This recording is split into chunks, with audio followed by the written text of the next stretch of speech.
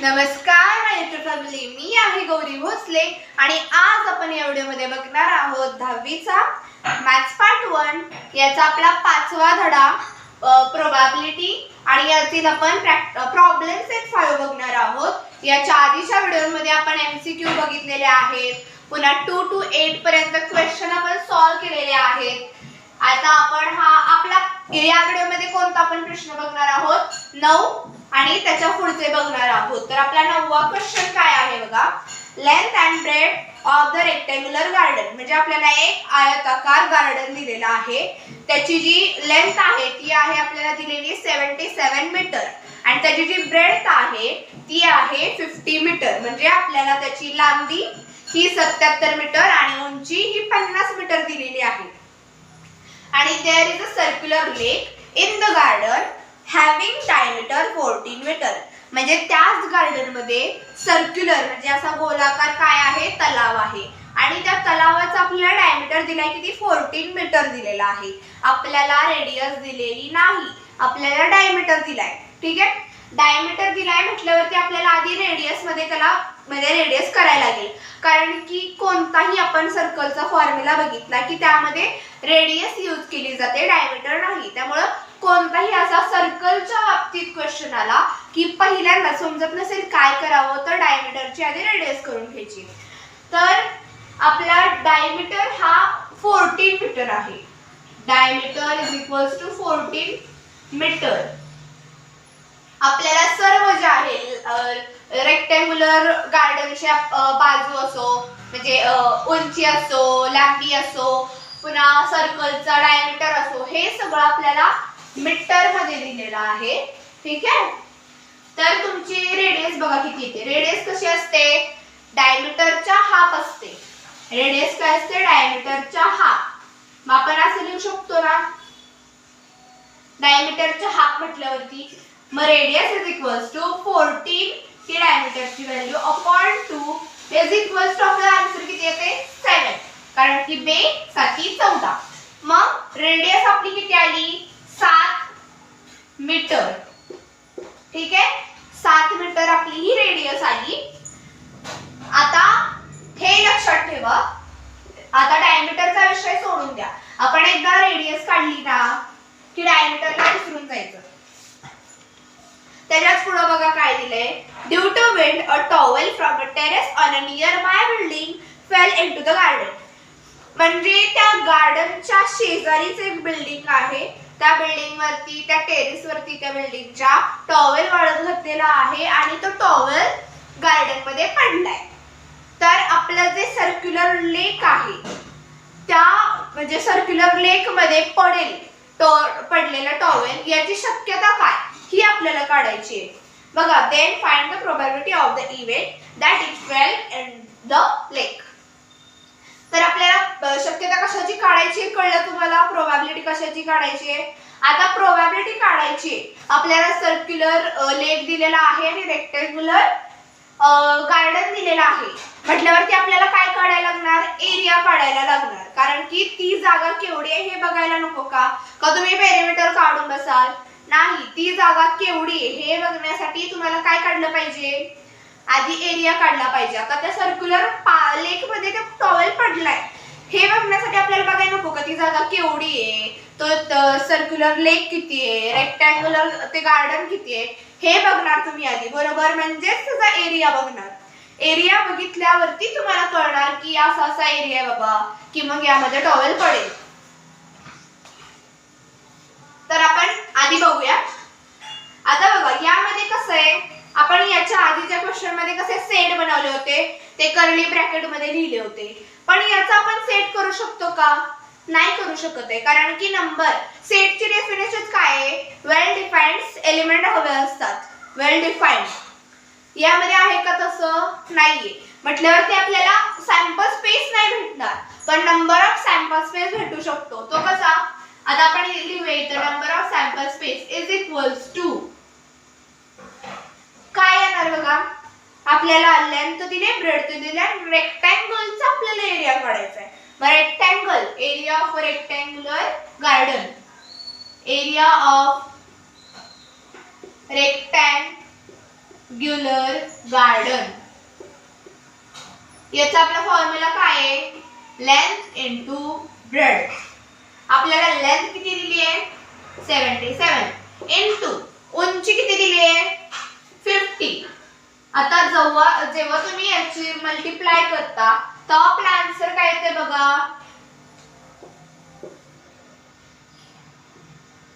हे आन्सर येते आपलं. ठीक आहे, 3850 हे आपलं एरिया, रेक्टँग्युलर गार्डनचा एरिया आहे. म्हटल्यावरती नंबर ऑफ सॅम्पल स्पेस पण आपला हाच होणार ना. ठीक आहे, हा झाला आपला नंबर ऑफ सॅम्पल स्पेस. दुसरं आपल्याला काय काढायचं आहे? सर्कलचा आपल्याला एरिया काढायचा आहे. ह्याचा काढला त्याचा नको का काढला. म्हणून मग एरिया ऑफ सर्क्युलर लेक. बरोबर. काय आपलं सर्क्युलर लेकचा फॉर्म्युला? Pi r square. मग पायची व्हॅल्यू किती? 22/7. हे आपण थोडंसं इकडे लिहूया. इनटू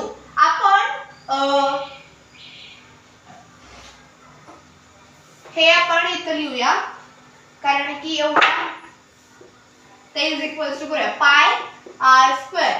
बरोबर. पायची व्हॅल्यू 22/7 इनटू आर किती आहे आपला? आर किती आहे? 7. आपण मगाशीच काढला. डायमीटर आपल्याला 14 दिलाय म्हटल्यावरती त्याचा निम्मा करायचं, ती असते आपली रेडियस. रेडियस आपली किती आहे? 7 आहे. 7 चा स्क्वेअर करायचंय. मग आपण असं लिहू शकतो का? 7 × 7. हा पण स्क्वेअरच होतोय ना. म्हटल्यावरती आपण असं लिहिलं 7 × 7. या 7 ला हे 7 कट होतंय. बरोबर. मग राहिलं काय? 27 × 7. या दोघांचं आपण मल्टिप्लिकेशन केलं तेव्हा आपल्याला काय लक्षात येतंय? ह्याचा आन्सर किती येतंय? 154. ठीक आहे, हे झालं आपलं नंबर ऑफ. हा काय झाला? Number of event A is equal to 154. कारण की याचे सेट होत नाहीये. कारण की सेटची डेफिनेशन आधी बघा तुम्ही, मग तुम्हाला समजेल. यामध्ये असं काय एलिमेंट दिलेलेच नाहीये वेल डिफाइंड की तुम्ही त्याचा सेट तयार करा. त्यामुळे आपल्याला डायरेक्ट काय भेटतोय? नंबर ऑफ सॅम्पल स्पेस आणि नंबर ऑफ इव्हेंट ए. आता आपण इव्हेंट याला का मांडला? कारण की कंडिशन आहे ना, ही कंडिशनच आहे की तुम्ही याचं काढा, लेक मध्ये किती वेळा कुठं पडलाय त्याची प्रोबॅबिलिटी काढा. काय म्हटल्यावरती तो काय झाला आपला? प्रोबॅबिलिटी काढतोय म्हटल्यावरती इव्हेंटच झाला ना. ती आपल्याला कंडिशन दिली की कशाचं काढायचं. मग हे झालं आपलं. आता आपण याची प्रोबॅबिलिटी काढूया. आता आपण प्रोबॅबिलिटी कशी काढतो? तर त्याचं तो फॉर्म्युला असल्यागतच आहे की प्रोबॅबिलिटी ऑफ इव्हेंट ए आपल्याला याचीच काढायची आहे ना. मग number of event A upon number of sample space. किती आपला नंबर ऑफ इव्हेंट ए? इथे जे की आहे 154 अपॉन 3850. हे आपलं काय आहे? Number of sample space. आता आपण याचा भागाकार करूया. आधी आपण साध्यात साधं करायचं. 2 ने भाग लावूया आपण. बेस 7 14. एक राहिलं. डबल बेस 14 येते. बरोबर. पुन्हा कशाने? इथं पण 2च घालायचं. वर घालायला म्हटलं खाली नको का घालवायला. मग बे के बे एक इथं राहिला. बे 9 18. पुन्हा बे 2 4 एक राहिला. बे 25 10. मग अजून बघा कशाने जातोय?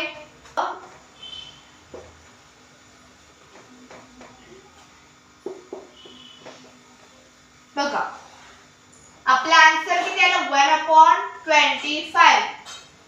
म्हणजे 1/25 ही आपली प्रोबॅबिलिटी आहे की आपला जो रेक्टँग्युलर गार्डन आहे त्याच्यामध्ये सर्क्युलर लेक त्याच्यामध्ये टॉवेल पडेल.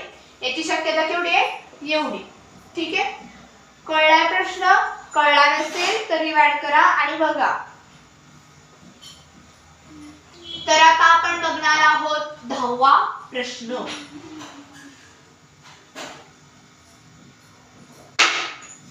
सो आपण आता कितवा प्रश्न बघणार आहे? 10वा. तर 10व्या प्रश्नात आपल्याला काय दिलेलं आहे? In a game of a chance a spinning arrow comes to rest at one of the numbers 1 to 8 पर्यंत आपल्याला नंबर दिलेत.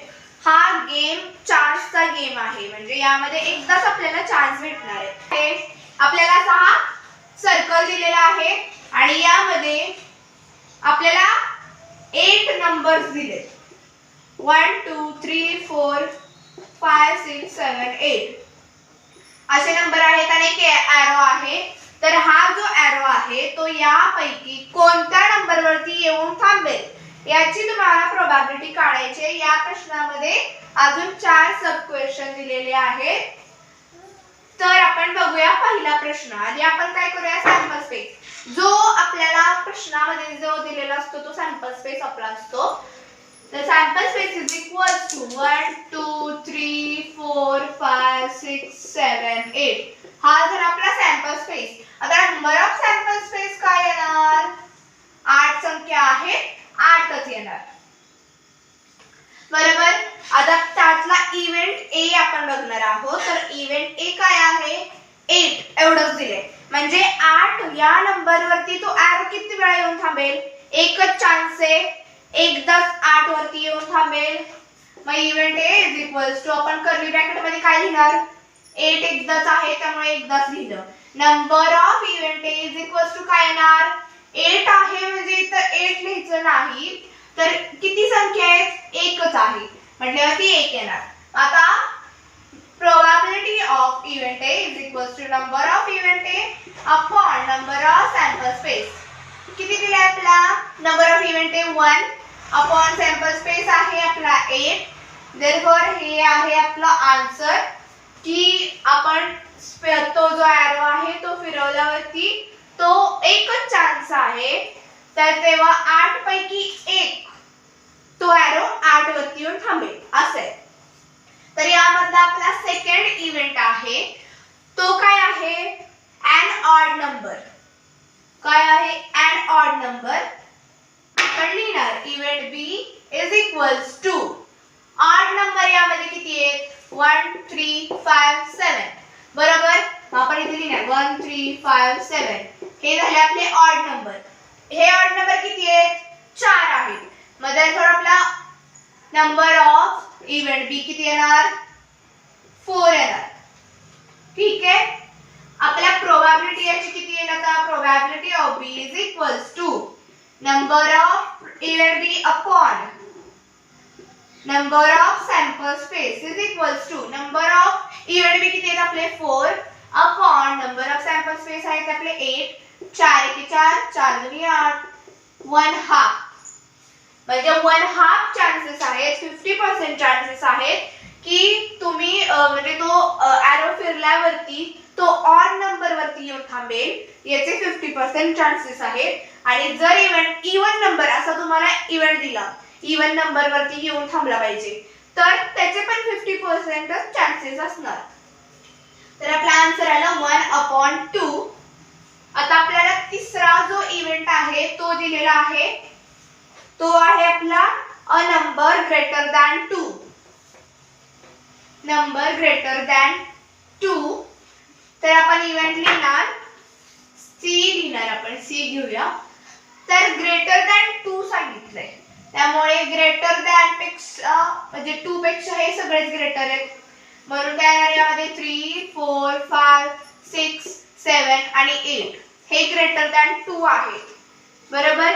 ग्रेटर दॅन आणि इक्वल टू 2 सांगितलंय का, नाही, त्यामुळे यामध्ये 2 येणार नाही, ग्रेटर दॅन विचारलंय. या संख्या किती झाल्या मग, 6 आहे. मग therefore number of event C is equals to 6.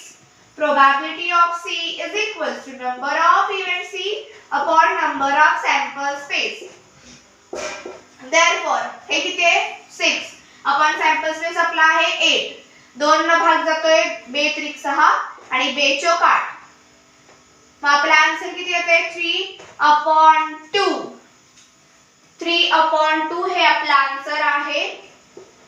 म्हणजे 2 पेक्षा जास्त संख्या याची प्रोबॅबिलिटी आपल्याकडे किती, आपण याला जर पर्सेंटेज मध्ये कन्वर्ट केलं तर 75% आपले चान्सेस आहेत की 2 पेक्षा जास्त जो मोठा नंबर आहे त्याच्यावरती तो एरो येऊन थांबेल. ठीक आहे. हा झाला आपला इव्हेंट सी.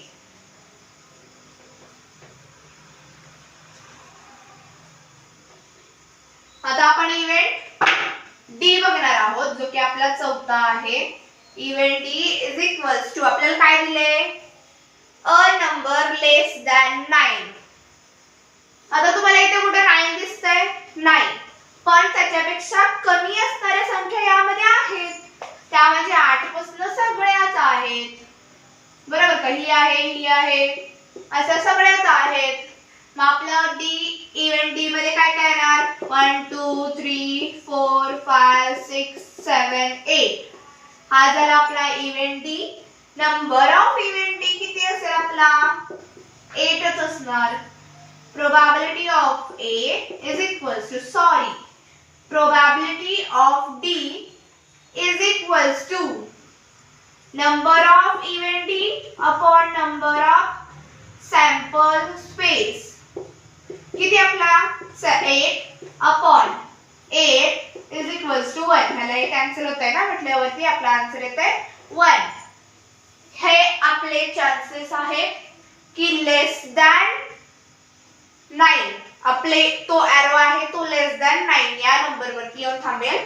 याचे चान्सेस आहेत आपले 1, ही प्रोबॅबिलिटी आहे. तर आता आपण पुढचा क्वेश्चन बघणार आहोत, 11th क्वेश्चन. आधी बघा, प्रश्न वाचायचा असतो, एकदा नाही समजला दोनदा वाचा, दोनदा नाही समजला तीनदा वाचा. पण असं करू नका की पेपर मध्ये दोनदा तीनदा प्रश्न वाचत बसला, समजला नाही म्हणून.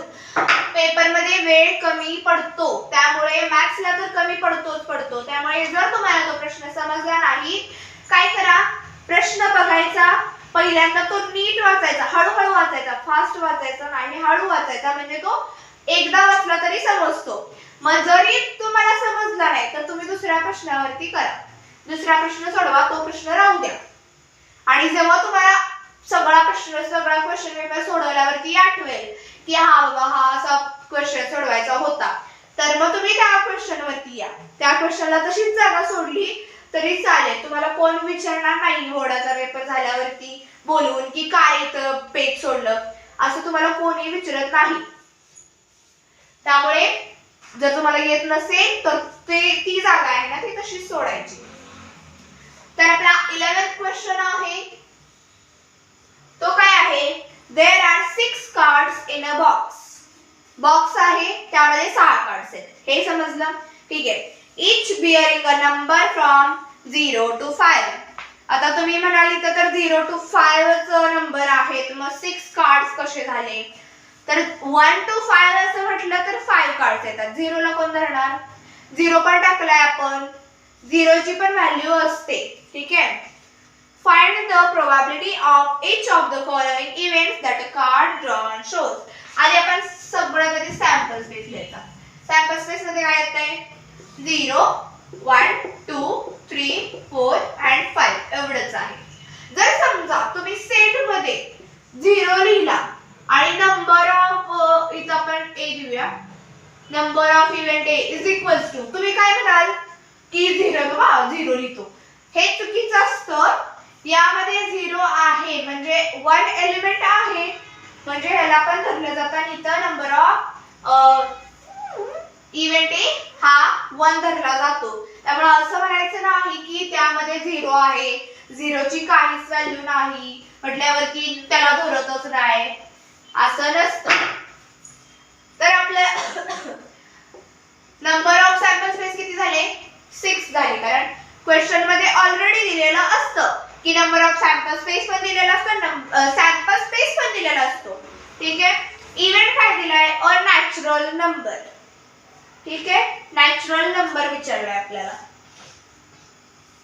तर आपण लिहिणार event A is equals to, आता यातले नॅचरल नंबर किती आहेत बघा, नॅचरल नंबर एवढेच आहेत, 0 हा नॅचरल नंबर नाहीये. नॅचरल नंबर 1 पासून स्टार्ट होतात ते इन्फिनिटी पर्यंत, पण जर तुम्ही होल नंबर म्हटला तर तो 0 पासून स्टार्ट होतो, ठीक आहे, टू इन्फिनिटी.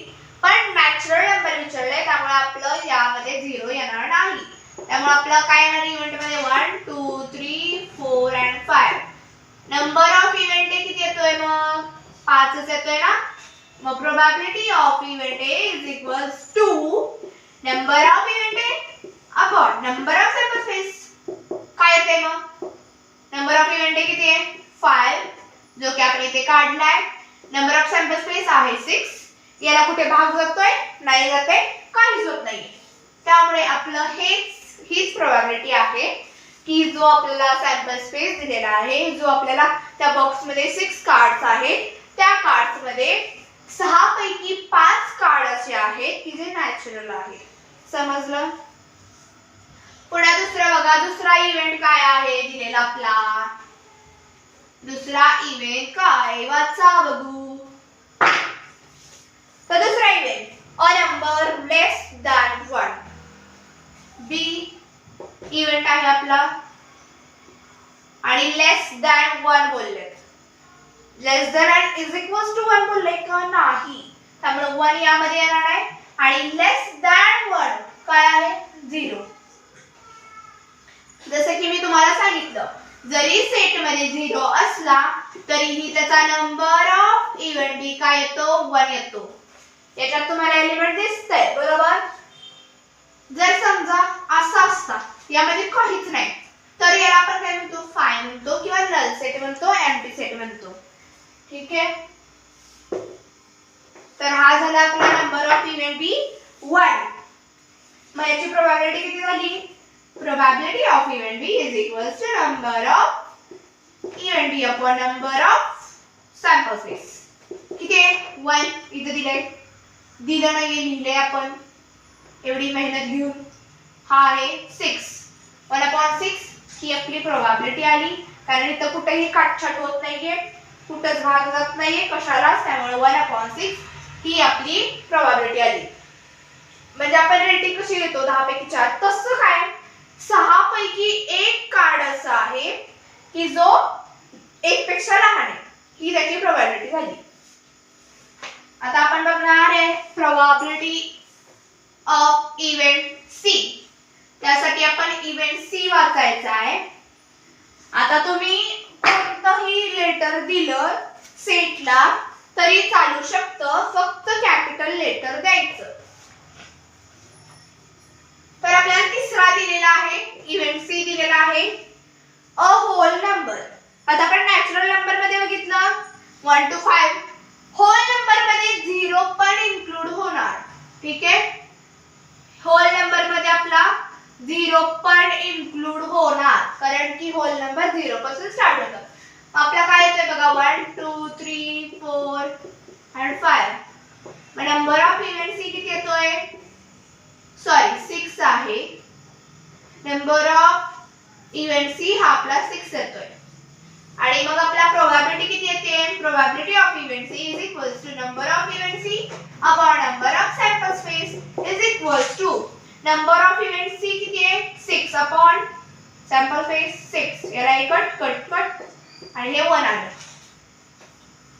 मग 1 ही आपली प्रोबॅबिलिटी आलेली आहे जर समजा तुमची 1 पेक्षा जास्त येते 12 प्रोबॅबिलिटी आली 15 आली पुन्हा 10 आली तर समजायचं की तुमचं उत्तर चुकलेलं आहे कारण की प्रोबॅबिलिटी ही 0 to 1 पर्यंत येते कारण की 1 पेक्षा मोठी येत नाही आणि 0 पेक्षा लहान येत नाही आपली प्रोबॅबिलिटी त्यामुळे आपला इव्हेंट सी किती झाला 1 त्याची प्रोबॅबिलिटी झाली आता आपण बघणार आहे इव्हेंट डी काय दिलाय event D a number is greater than 5 event D is equals to काय सांगितलंय a number is greater than 5 आपले नंबर्स किती पर्यंत आहे 5 पर्यंत याच्यापेक्षा मोठी संख्या दिली का आपल्याला नाही दिलेली म्हणजे आपला हा सेट रिकामा राहणार नल सेट आहे आपला हा ठीक आहे 5 हे आपला आन्सर आहे तर बघा काय येतंय आपण जरी प्रोबॅबिलिटी म्हटली की 0 आहे हा बघा आता probability of D is equals to ह्याला आपण 0 म्हटलं 5 ला कारण नल आहे त्यामुळे number of event D upon number of sample space is equals to आपण इथे 0 लिहिणार अपॉन 6 लिहिणार हे आन्सर 0 येतं त्यामुळे 5 लिहून टाकायचं सरळ ठीक आहे हे इथपर्यंत लिहिलं तरी तुमचं चालतंय. त्यामुळे एम्प्टी सेट आहे 5 आपल्याला आन्सर आलेला आहे. आणि 5 लिहिताना डायरेक्ट 5 लिहायचं नाही, हा सेट आपण रिकामा काढून दाखवायचा असतो. तर हा झाला आपला 11वा क्वेश्चन. तर आता आपण बघणार आहोत 12वा क्वेश्चन, कारण की 12वाच क्वेश्चन आता आपण बघूया. नंतर पुढच्या व्हिडिओमध्ये 4 राहत आहेत, म्हणजे या व्हिडिओमध्ये आपण 4 बघितले, पुढच्या व्हिडिओमध्ये पण आपण 4 बघणार आहोत. 12वा question. A bag contains 3 red, 3 white and 3 green balls. One ball is taken out of the bag at random. What is the probability that the ball drawn is? एक बॅग आहे, त्या बॅग मध्ये 3 लाल, 3 व्हाईट, 3 ग्रीन असे ball आहेत. तर आपण bag Madhane बघणार नाही, आपण त्या बॅग मधने एक बॉल बाहेर काढला रॅन्डमली. तर तो बॉल कोणता असेल याची आपल्याला प्रोबॅबिलिटी काढायची. तर आधी आपण सॅम्पल स्पेस लिहिणार. सॅम्पल स्पेस काय येतो आपला 3 रेड आहे. रेडला आपण R ने डिनोट करतो, R1, R2, R3. पुन्हा व्हाईट 3 आहेत, W1, W2, W3 बरोबर. पुन्हा ग्रीन आपले आहेत, ग्रीन 1 म्हणजे G1, G2 आणि G3. कर्ली ब्रॅकेट क्लोज करायला विसरायचं नाही. मग हे झाले आपले balls. Number of sample space किती येतंय मग? हे 3, हे 3, 3, 3 त्रिक 9. 9 आन्सर आहे आपलं.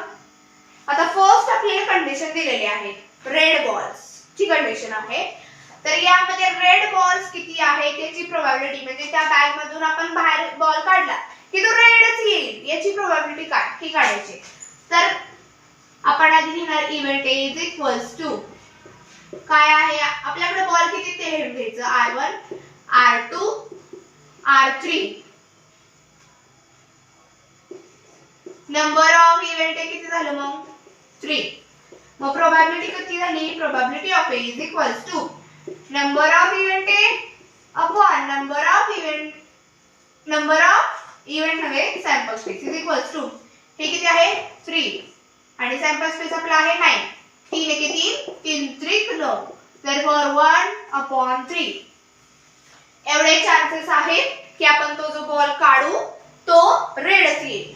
म्हणजे 3 पैकी एकच चान्स आहे की असा बॉल येईल. म्हणजे 9 मधील किती येतील बघा, 9 मधील 3च असे चान्सेस आहेत की आपण 9 मधील 3 असे चान्सेस आहेत की तो आपण बॉल काढू तो रेड असेल. देन आपण बघूया सेकंड इव्हेंट.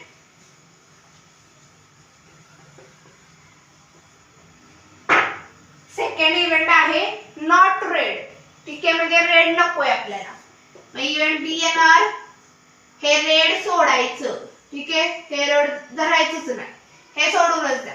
मग काय येतंय W1, W2, W3, G1, G2 आणि G3. हा झाला आपला म्हणजे हे झाले आपले इव्हेंट मधली पॉइंट्स. आपले number of event B is equal to काय येईल, हे 3 गेले आपले सॅम्पल्स मध्ये 9 होते, 9 मधून 3 गेले 6. देन आपली प्रोबॅबिलिटी किती येते बघा, probability of event B is equal to number of event B upon number of sample space is equal to किती आहे 6/9.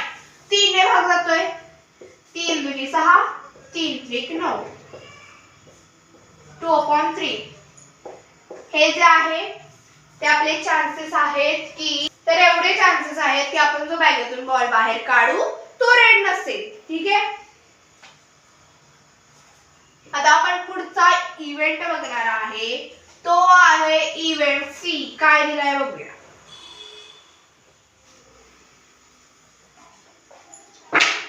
तर आपला इव्हेंट सी दिलेला आहे आयदर रेड और व्हाइट. ठीक आहे, म्हणजे तो बॉल हा रेड तरी असला पाहिजे किंवा व्हाइट तरी असला पाहिजे.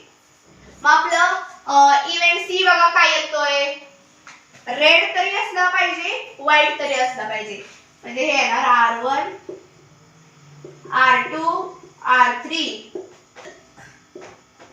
W1 W2 W3 हे आपलं कंप्लीट झालं. नंबर ऑफ इव्हेंट्स किती आले 6. therefore आपली probability of event C is equals to किती असणार number of event C upon number of sample space is equals to 6/9. पुन्हा तसंच होतंय 3 2 6 3 3 9 2/3. ठीक आहे, हे आपलं चान्सेस आहेत. तर हे आपण क्वेश्चन इथे संपूया. पुढचे क्वेश्चन दुसऱ्या व्हिडिओ मध्ये आपण बघूया.